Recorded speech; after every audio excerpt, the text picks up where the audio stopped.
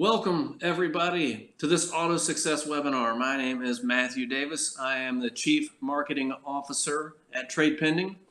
We are continuing on with our 20 questions series, and we're going to start with question number 1. Who is our guest? Please introduce yourself. Tell us who you are. All right. Well, first, let me say I'm super grateful to be here. What an exciting time to be in automotive. My name is Matt Like. I have several titles that have kind of evolved over the last few years, none of which fully grasp the scope of what I actually do every day. But my newest name tag says e-commerce leader on it, and it would be way too much to fit like regional director of e-commerce and business development, coach, mentor, therapist, trainer, so on. The title's totally made up, means nothing. I just help people sell more cars right here in North Central Florida. Wonderful. Next question. Where do you perform all of these various tasks? Thank you. So I work in 14 different dealerships across 3 different cities, representing several different brands, foreign and domestic, including luxury.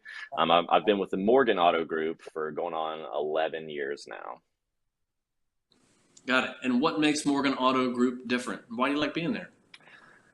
Yeah, that's a great question. So Morgan Auto Group, they recently ranked in the top 10 of Automotive News' annual list of the top 150 dealerships in the US. So in 2021, we actually jumped from number 11 all the way up to number 8, and we're growing at an exponential rate. We put a strong focus on people. They're the lifeblood of our business, and that goes for both employees and customers. We kind of operate in a very decentralized way without like a lot of corporate bureaucracy, and but we do have auxiliary support roles, kind of like mine, that really just help dealers focus on the most important areas of their business. And our philosophy is we make it happen, and boy, do we. Wonderful. And so what's your relationship with Trade Pending? Said another way, how did we end up here today on this event together? Yeah, man, it's been kind of a rocket ship the way this took off. But a few short years ago, I had absolutely no experience with Trade Pending, although I was like somewhat familiar just because of like the trade tool and branding on other dealers' websites, but had never used it myself. And then at one point, we acquired a Nissan store in Jacksonville, Florida. And I was part of the team that did that buy sell. And part of my job was kind of analyzing the vendor partners that the previous ownership left for us. And so I had analyzed the CRM source reporting. And when I came across Trade Pending, I was just really impressed with the sheer volume of leads that they were delivering compared to, a lot of the other lead sources, as well as the above benchmark closing percentage. So I had to do a little bit more digging. And so I had reached out, after auditing the website and finding out how simple it was for a consumer to get a value as well as submit a lead in like less than 10 seconds. I had to learn a little bit more because I wasn't having that same experience with the other tools at my dealership. So I reached out to the area rep. His name was David, and we hit it off instantly.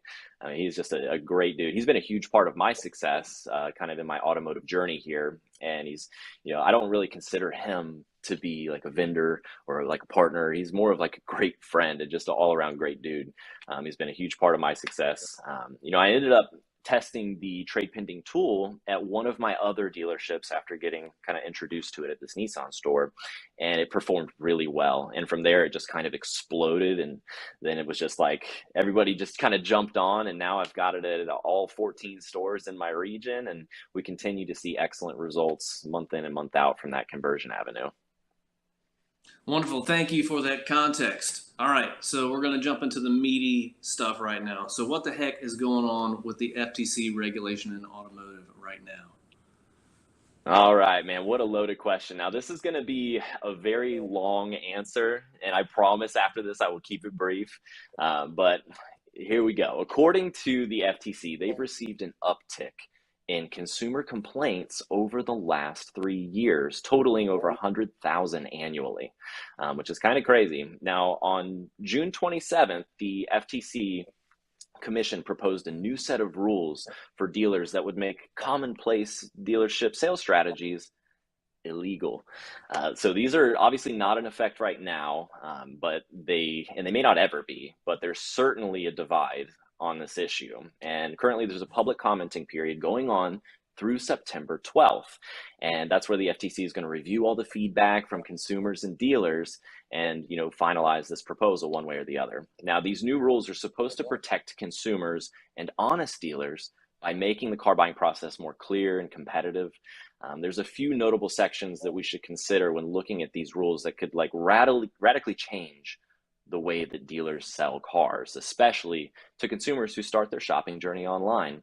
So these 4 notable sections we should consider. The first one talks about banning what they call bait and switch claims.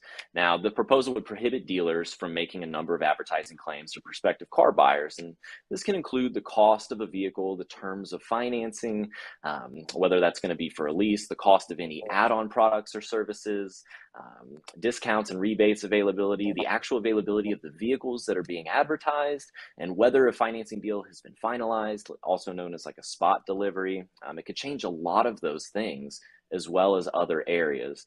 Now, the second section we should consider is about banning fraudulent junk fees.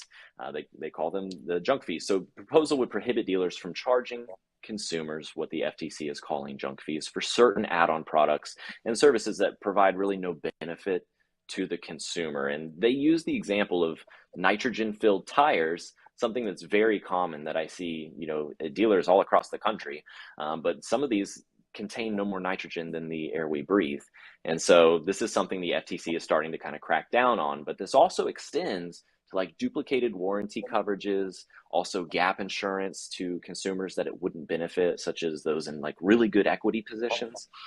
And now the third notable section is kind of similar to the last, and it's proposed to ban surprise junk fees, as they call them. The proposal would prohibit dealers from charging consumers for add-on products without their clear upfront written consent, and it would require dealers to inform the consumer about the price of the car without any optional add-ons.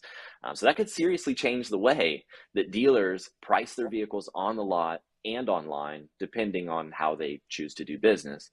And finally, the fourth section would require a full upfront disclosure of costs and conditions. So that proposal would require dealers to make key disclosures to customers, including providing a true offering price that excludes only government taxes and fees. Now, it would require dealers to make disclosures about those add-on fees, including their price and the fact that they are not required as a condition to do business. And then the other, disclosures about financing terms, et cetera. So long gone could be the days of, seeing one price online and then having these market adjustments or dealer addendums that can total in, the several thousands of dollars that oftentimes surprises customers if dealers don't practice transparency, especially and stand behind the value of those things that they're offering to their consumers, which ultimately, the goal is to help them protect their long-term investment with this vehicle and get the most amount for their trade-in when they go to turn it back in. And of course, some of that is going to be profit as well. But these rules were voted on by the commission and passed 4-1 with really only one dissenting voice, and that was from Christine Wilson, a commissioner from the state that I currently operate in here in Florida. She says that experience reveals that even when motivated by the best of intentions, regulatory schemes frequently fail to generate promised improvements for their intended beneficiaries. Instead, they tend to create market distortions that stifle innovation, increase costs and prices, and ultimately harm consumers. And for those reasons, I respectfully dissent, she said. And then, although according to Automotive news, the public comments actually show overwhelming support for these new rules proposed by the FTC, things aren't really so black and white, because there's also dissenting opinion from the National Automobile Dealers Association, or NADA. And that's where things start to get really complicated, because while NADA's argued that obtaining a buyer's stated approval prior to the final signing will cause everything to kind of drag out, the FTC believes that its amendments are going to result in a more efficient transaction where customers leave the dealership feeling totally satisfied with their purchase. Now, NADA also claims that their plans are kind of careless, excessively general, and don't consider how the market actually operates. NADA gave an interview to Automotive News recently where they offered their response to the situation, and overall they seem to believe that the FTC's justification for these new rules is not based on hard data. And many of those complaints that the FTC cited were unverified, and some of the studies used qualitative, not quantitative data, which, these results make claims about how confused customers were about automotive pricing in general. Now, NADA is claiming that the number of valid complaints is likely less than 0.5%, totaling all transactions, even if we assumed every single one of them was legitimate and not someone just like blowing off steam after like a bad purchase decision. So I told you that was a long answer. It was, and there's definitely a lot in there. So, how do you and how is Morgan Auto Group thinking about unpacking all that? Is it wait and see? Is there preparatory work that you're doing ahead of time? Where do you go with this? Yeah, great question. And so there's absolutely preparatory work to do ahead of time. And right now, more than ever, I personally believe that transparency is important, especially to, repairing customer sentiments and the way that they relate to dealers, especially historically. Now, but I think that this matters because if these rules pass, the FTC, I think, could unintentionally be doing dealers a big favor. Now, with the rise of direct-to-consumer sales model like Tesla and Carvana, we've seen a large number of customers, over the last couple of years that actually prefer to do business using technology and e-commerce and stuff like that to save time and what they perceive to be a hassle, which I'll admit many car dealers have been guilty of in the past, right? Now, I personally have a vested interest in the dealership model, right? Where the franchise dealers get to sell the cars and the OEMs do not go direct to consumer. I mean, that's how I feed my kids. It's given me the career that has absolutely changed my life, right? So I would hate to see like an eventual repeal of those franchise laws that would just allow the OEMs to go direct to the consumer. So I think more transparency is like a step in the right direction, to giving customers more of what they want and providing that transparency. That could begin to repair, the sour sentiments that, have developed over time because of the way that certain dealers have done business. So I'm all about the love and the good vibes. And, I think we just need more of that when it comes to selling cars, especially those online. Got it. Shifting gears a bit, forgive the pun. Are we on the verge of a used car loan apocalypse? All right. So after the pandemic hit, we had a lot of like relief programs and stimulus programs that created opportunities for borrowers to have additional income, right? Whether that was going to be from stimulus checks or child tax credits, or deferred rent and mortgage payments, all that kind of stuff. We saw a lot of business that seemed to come more easily than usual, right? But that started to change, here over a short period of time.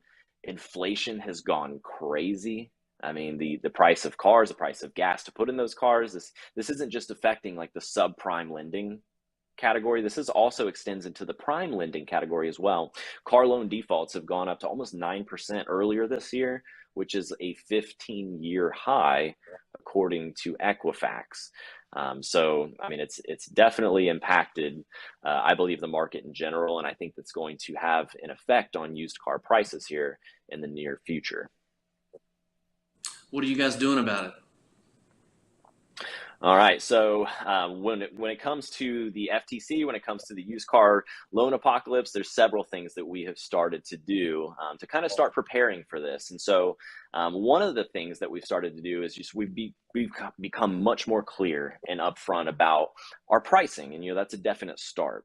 We've put forth a lot of effort to clearly disclose any additional add-ons that we may have at certain dealerships, and that can all be found right on the website. We've got like the little asterisk on our prices that points people to the appropriate disclaimers that explains everything. It's right there, very upfront, clear, and transparent. We've also added those same disclaimers into our initial first email response so that everything's going to be, as upfront and transparent as possible. And I find that when you do that with customers, oftentimes people are willing to pay a little bit more as long as they have all the information necessary to make a good decision. And as long as they feel like they're being heard and understood, we operate in like a very hyper competitive environment where it's been sort of like a race to the bottom with dealer pricing online. And so a lot of times, on the one hand, you've got dealers who are like, well, if we just price them with everything included, then you're not going to get any eyeballs on these cars. You won't get any leads. And then it's like, on the other hand, the consumers need to be informed in order to make the best possible purchasing decision. So we've kind of taken the best of both of those and married them up and found a way that seems to be working. Our lead conversion is doing well. We're tracking higher now than we have earlier in the year. We're doing very good. And then, of course, our closing percentages are continuing to do well, even as the market is tightening. But it's only because of this additional preparation we've started to do. And, I've doubled down on training with our sales teams, especially when it comes to building the value in those addendums or explaining the market adjustments that may or may not be on certain vehicles as we kind of prepare for these potential rules to go into effect, which then we'll have a whole nother thing to start training on, I'm sure. Yeah, you can't mention the pandemic and the move of things online without getting your hot take on digital retailing, right? There's a big push from OEMs, like consumers are, the numbers are kind of, they pushed up a bit and then they're kind of going back to their normal growth curves now. What is your hot take on digital retailing right now as we sit a little more than halfway through 2022? Yeah, absolutely. So digital retailing is one of those things that it's been around for a little while now. I remember, getting introduced to this several years ago, right? And it was kind of cutting edge back then, but it wasn't something everybody was doing. Customers over the last few years, they were locked down. Dealerships were limiting the number of people that they were allowing into the showroom. So it was like one of these opportunities where, I've seen a rapid adoption, like accelerated adoption of digital retailing in the automotive space over the last couple of years because of that, because it makes it easier for customers to get the information, calculate their payments before visiting the dealership or before having the dealership visit them. In many cases, right? We were delivering cars and paperwork a long time ago. Like I started doing that in 2014, just as like, this is the internet department that's going to start doing that way before a pandemic was even a thing. And then once the pandemic hit, we were already prepared for that because we've been doing it for a little while now, right? Just trying to make consumers' lives better, make the shopping journey and experience easier for them, right? So now that that's really, really popular, it's like digital retailing is kind of all over the place. Every store in Morgan Auto Group now has a digital retailing tool. And we've actually come out with a corporate branding for that. It's called Morgan Bypass. It's really great. There's going to be, additional marketing efforts towards that. But, when it comes to digital retailing, I believe the more transparent you are, the better off you're going to be. It's like, these leads can't be treated like any other lead once you receive them into your CRM. What really works with them is taking the time to fully understand what journey that customer just went on and dissecting every piece of that digital retailing lead so you understand what is most important to that customer. If you respond like I see a lot of dealers respond with just like, oh yeah, the car's available, when can you come in?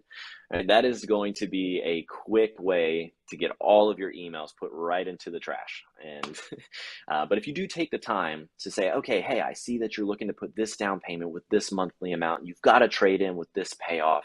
It seems like you're looking for this type of payment with this lender. We may have some additional options that could help you and save you some more.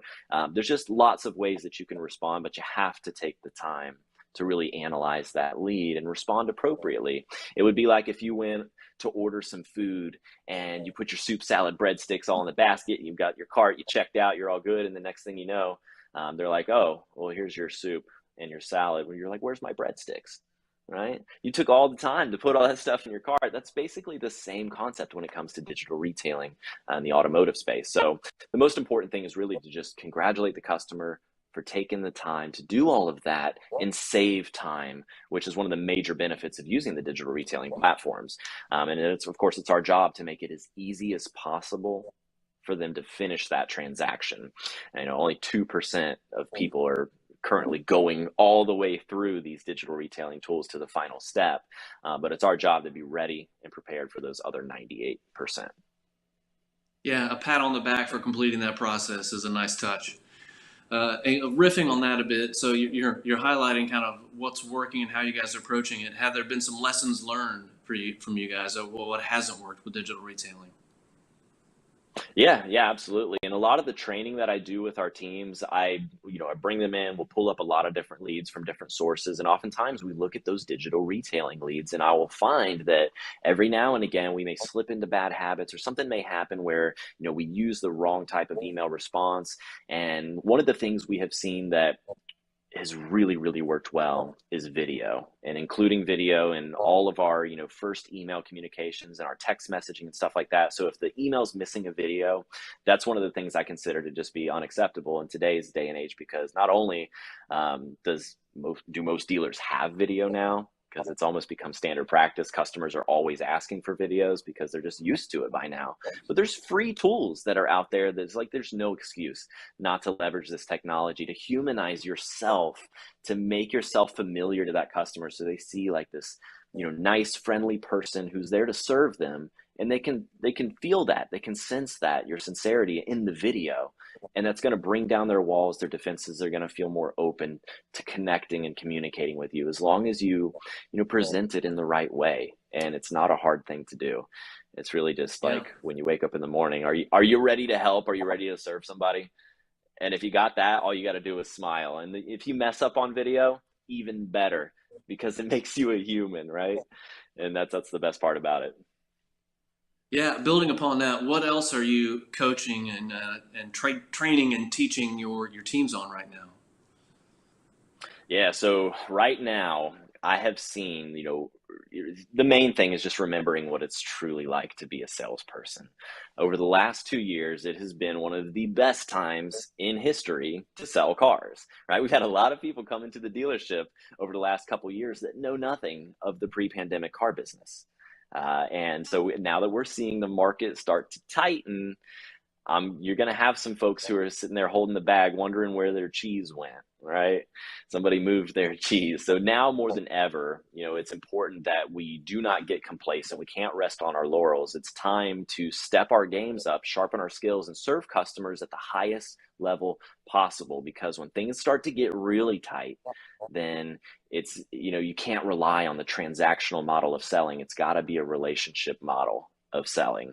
And that's one of the biggest differences. And the things that I train on with my teams is, just having that willingness to serve, and going above and beyond, doing more than anybody else would do for this customer, and ultimately being different. If you act like your competition, that's what you're going to be treated like. And so it's all about, your own personal marketing, your own branding, and just making sure that you're doing more than the average salesperson would do, just being that, different person. And of course, leveraging video in the communication, something we're always training on. That's key to accomplishing that, and then being different. So we spend a lot of time training on lead response, a lot of that on video. And then of course, I've got word tracks and scripts that I've put together to help them, but I'm a firm believer that your enthusiasm and your confidence and just your willingness to help somebody is going to trump a script or a word track any day. Right. But they can be helpful Amen. to like just pull out of your little mental library. Yeah. You briefly mentioned marketing there. Which marketing channels are you guys seeing prove the most effective right now? Yeah, so I would say this is the same as it's always been, and that's going to be first party leads, anything and everything from the dealership's website.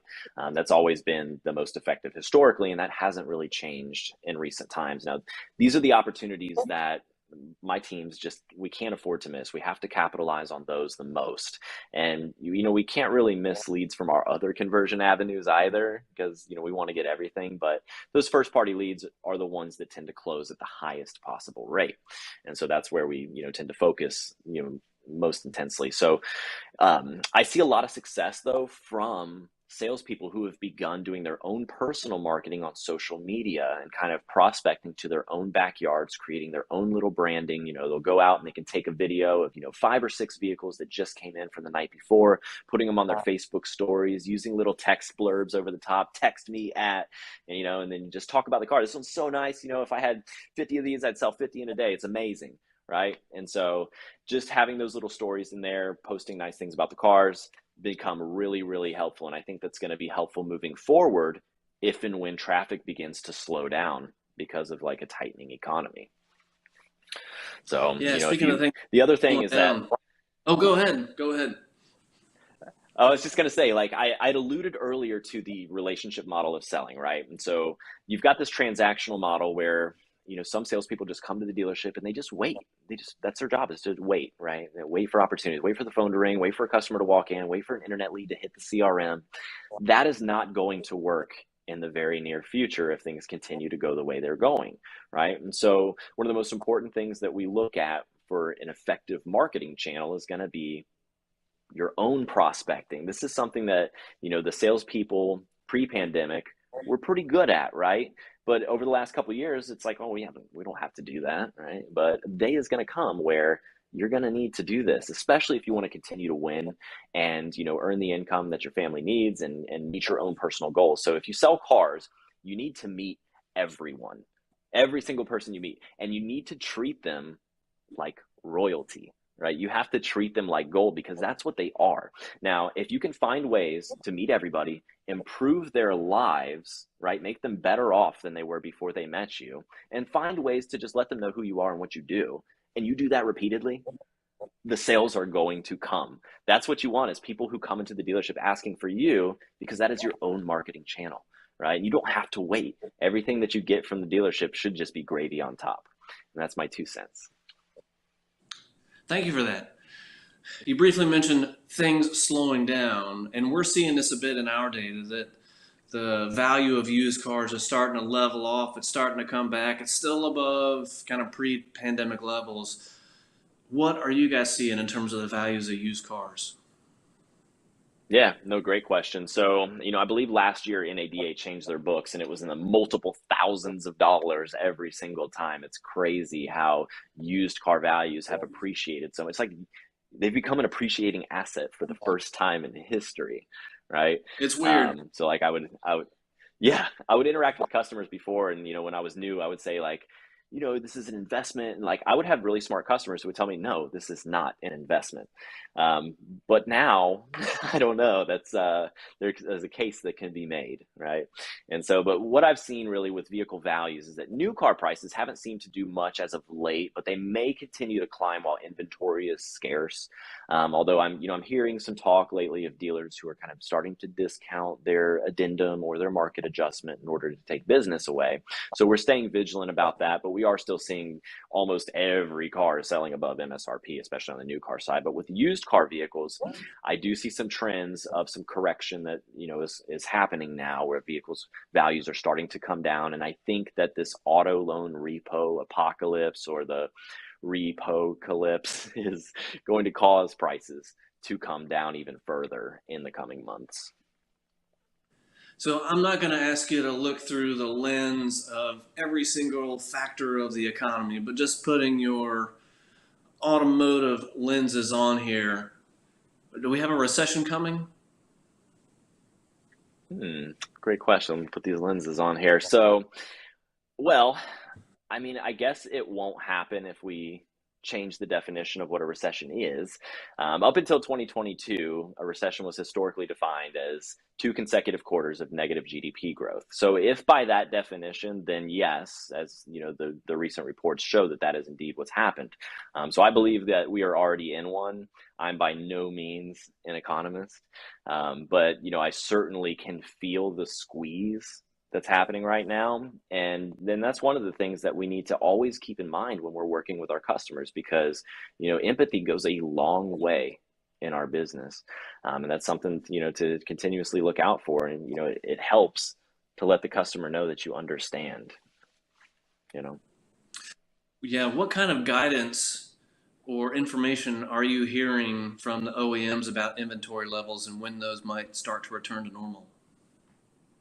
Yeah, so that's a good question. Because of the ongoing supply chain issues that are currently happening, production isn't expected to return to normal until 2023, and that could be, the second half of 2023. So we may continue to see new car prices continue to climb or remain steady until those inventory levels come back. And, significant cash incentives and rebates probably aren't going to reappear until you see those inventory levels kind of restored. And it's going to be a little while from what I understand, but I know that they are putting forth some efforts to try to get more chips, more semiconductors, that kind of thing. So hopefully it'll be sooner than later, but time will tell. A question that I just like to ask because I'm curious, but maybe it's also helpful for other dealers to get a sense of it. How many different software vendors are you using? 5, 10, 15, 30, 100? That's a great question. So if we're talking about like across all departments, I mean it's got to be a lot. I mean, I don't get too deep in the weeds when it comes to parts and service and like the fixed departments of the dealership world here, but even just in the variable department, I counted over 30 on the last time I looked over one of our dealerships budgets. Now, that's a lot. I've looked up, according to like CDK in an automotive news article, that the average dealer has 14 software vendors or service providers ranging from like digital marketing to lead gen tools to their CRM and phone systems. So I'd say that, we probably have more than the average, but we're also a much larger group than the average. And, we have some really dialed in budgets when it comes to our marketing efforts. Wonderful. Final question for you here. What's next for you? What are you working on? Do you have any exciting projects to share?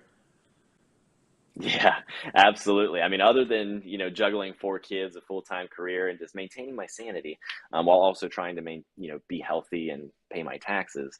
I've started a website in the last month, and that's called mattlike.com. It's brand new, but I'm creating a platform to really offer content and help salespeople and sales managers do their jobs more efficiently, sell more cars, and start building those relationships that it's going to take to continue to be successful as we move forward in automotive here. Now, I put some free resources and stuff up there that is really doing well. I think people have really benefited from this stuff. I've actually started pumping out lots of content on social media. So although I've got like a TikTok and a Facebook page, I'm focused primarily on Instagram at the moment, but I've got like these little 1-minute reels of just like really valuable content that, helps dealers sell more cars. And so if that's something that's, if you got any value out of this webinar today, it's something you might be interested in, you can find me at Stop Chasing, Start Serving. And that's where you'll find me on Instagram, TikTok, Facebook. But yeah, so if you found any value in this today, I would appreciate if you throw me a follow. I'm sure I'll have some great stuff in there for you. But while I'm, working on this website, I've got a book that I'm starting to work on, some online courses I'm starting to work on. But in the meantime, I'm just going to be cranking out these 1-minute clips almost daily. So, yeah. Wonderful. Thank you, Matt. So we've reached the end here. So if you need amazing products for website conversion, whether that's trade-in leads, payment calculators, online merchandising, you can talk to us. That's Trade Pending. I am Matthew Davis, Chief Marketing Officer at Trade Pending. Emails matthew@tradepending.com. Matt Like from Morgan Auto Group, thank you so much. He just shared his contact information with you. We really appreciate you being on this today. Thank you. Yeah, absolutely. Thank you guys so much for having me on today. It's been truly a pleasure. And that